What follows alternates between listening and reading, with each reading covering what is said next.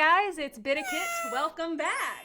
Another week, another Reddit story. Let's jump into it. Am I the asshole for not covering my coworker's shift even though she said it was an emergency? I'm 21 and work part-time at a restaurant while I'm in school. Balancing work and classes is already a lot, but I make it work. I usually work weekends and almost never call out or ask for time off. Last week, I finally had a Saturday completely free. No work, no school, nothing. I even told my manager earlier in the week that I was not available just in case, and he said that it was fine. Friday night, one of my coworkers texted me asking if I could cover her shift Saturday. I asked why, and she said that it was an emergency.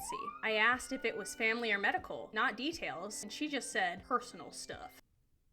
I told her I couldn't because I already had plans and really needed the day off. She kept pushing, saying she never gets help from anyone and that if I didn't cover, she might get in trouble. Your poor planning is not her moral obligation. I felt bad, but I still said no. I'm all for being able to help other people, but not if it comes with the pressure like that. Yep. Saturday morning, I opened Instagram and saw her story. She was at brunch with friends, dressed up, mimosas, smiling, the whole thing. Later, another coworker texted me saying she was mad at me and telling people I don't help anyone. Then she texted me saying I embarrassed her and that just because she didn't tell me what the emergency was doesn't mean it wasn't real. I didn't reply because I didn't want to start drama. But now at work, some coworkers are being cold toward me and one of them said I could have just helped her out. I feel like I'm being guilted for having boundaries, but I'm second guessing myself. Am I the asshole? No, obviously not the asshole. It's just really nasty how helpful employees get punished for having boundaries. I don't feel like you owe this coworker anything. You just said that you weren't close. This is unacceptable on a broader scale because it just reminds me of how some corporations will have people donate their PTO to other coworkers in need of it. People should just be able to take off work if they have an emergency that are not related to mimosas, of course. I can already tell I'm gonna relate to this guy heavily in the next story. How do I support my husband after he did something really dumb? My husband and I have been together for 5 years. We work in the same company and carpool most days.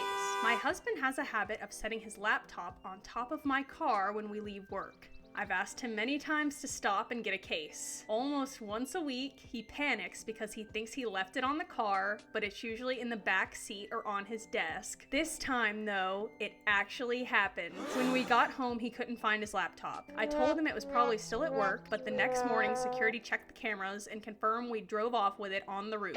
I can only imagine security's reaction when you asked them to pull up that footage and they saw you driving with your laptop on the roof. And if they were able to pull up previous days' footage and see you doing it day after day, that is so funny. To make it worse, he'd been working for months on a huge, complex spreadsheet. Even though our company moved everything to SharePoint over a year ago, he told me he had saved it locally on his desktop. You actually have to go out of your way to save things locally now. He's absolutely devastated. I want to comfort him and tell him it'll be okay, but I also want to scream because he ignored every warning and made 2 very preventable mistakes. This is what happens when warnings are treated as suggestions. I'm trying not to say I told you so, but I'm struggling with how to support him when this was entirely avoidable. What would you do? So tough because I'll be the first to admit that I have definitely spilt a drink on a company-issued laptop, and the laptop was indeed fried after that. Do you know how many times I thought to myself that I should not put a beverage without a lid near that laptop? So many times.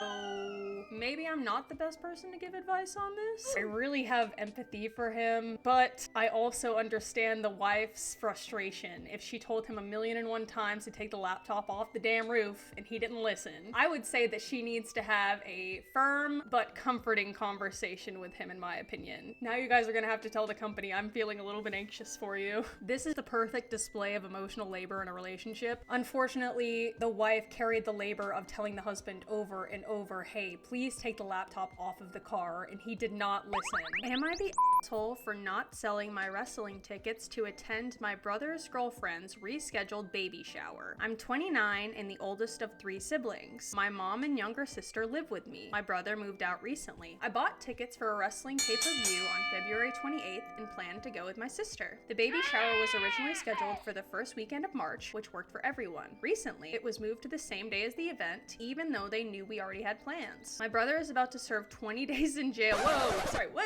I was not expecting it to go there. Anyway, play it back. My brother is about to serve 20 days in jail after taking a plea deal, and they didn't want the shower after he turns himself in. You should not have to pay for your brother's poor decision making. If anything, he should apologize to you. He should have picked a date that everyone could have been present if it was so important that you were there. The shower is now being held at my house. No one asked me about that. It was just decided. I've tried to be supportive. I helped plan the original shower, bought gifts, and drove his girlfriend to appointments when no one else could. I've also paid half of my brother's lawyer fees and $7,000 toward his bail. My sister even offered to skip the event to keep the peace. At what point does keeping the peace become self-erasure? But I don't want her seeing me constantly give in to everyone else's bad decisions. Yes, stand up for yourself. When you're a people pleaser, standing up for yourself becomes so tough, but it's so worth it once you find your grit. I said we're still going to the wrestling event and I'm not reselling the tickets. Now I'm being told I'm selfish and choosing something silly over family. My mom says maybe this isn't the hill to die on, but it feels like my life is constantly rearranged around my brother's choices. At what point do I stop rolling over? Am I the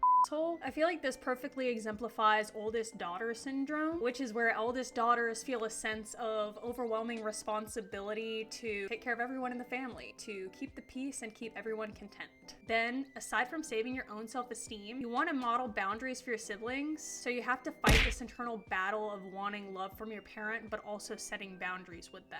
Am I the asshole for telling my mother I don't want her in my home if she can't leave my things alone? No, that sounds reasonable enough. My mom has never respected my belongings. Growing up, she'd move my furniture or use my things without asking. We lived in a house with pests, and I was constantly cleaning while she didn't seem to care. Now, as an adult, it's worse. I'm very particular about cleanliness and organization because of how I grew up. When my mom comes over, she touches everything and brings my preschool-age sister, who also touches things and leaves grease and messes behind. She also borrows things without asking. She once tried to take my $3,000 inherited bracelet to a gold shop to check its value. I refused. Later, I found out she had taken it to an heirloom ring from me without permission and sold it. She gave me the money she got for it, but I didn't agree to it being sold at all. Some people don't respect boundaries that they've never had consequences for. They'll continue to push the boundaries further and further to see what they can get away with. It's a power thing. I told her I'd report her for theft, and she laughed at me. I told her I didn't want her in my home anymore, but she still shows up unannounced. I'm seriously considering reporting her, but I don't know if I even have a case since she paid me back. Am I wrong for wanting to draw a hard boundary here? You still have a legal case if she sold your stuff without your consent. It doesn't matter if she gave you money for it or not, because I feel like things can have sentimental value and that can't be bought. I feel like they probably account for that, no? Why do people assume that family equals immunity? You can't just push through any boundary that they've established because you're family. Some parents even see their kids' belongings as their own because they don't respect their kids' autonomy. It's almost like even though their kids become adults, they still view them as kids and their stuff belongs to them. In this situation, what he needs to do is establish the boundaries with his mom. He needs to draw the line in the sand and say that it's totally inappropriate. You can't have access to my house. An heirloom is something that you can't replace. That's probably been handed down for generations through the family. And the mother just sold it like it was nothing. Thank you guys for hanging out, and I hope to see you again next week. See ya!